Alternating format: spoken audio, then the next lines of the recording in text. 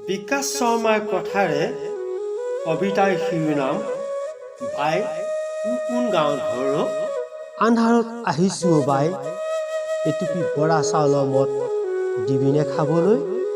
তোৰ চুবুৰীত খেৰ পাই থবিও তাতে সময়বোৰৰ নিচা উলিয়াম বাই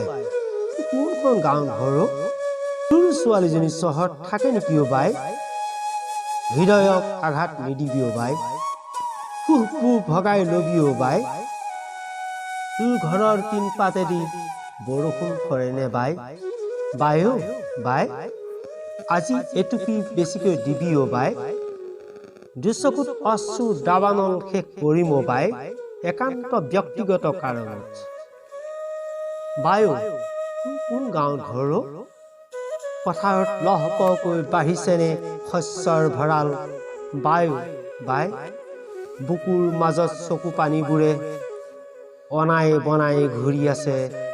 তোৰ চুবুৰীত অকণমান জিৰাবলৈ দিওঁ বাই নিসংগতাবোৰক খুৱাই থম আন্ধাৰবোৰ তিতি বুৰি গুচি গ'ল বাই নাইট কুইন ফুল এপাহিৰ দৰে ফুলিম বেলি ওলাবলৈ আৰু বেছি পৰ নাই জীৱনৰ পংকিল পলকবোৰ ধোঁৱাৰে সৈতে উৰুৱাম বাই কোন গাঁৱত ঘৰ এতিয়াও মানুহবোৰে ডিঙিলৈকৈ মদ খায়নে বাই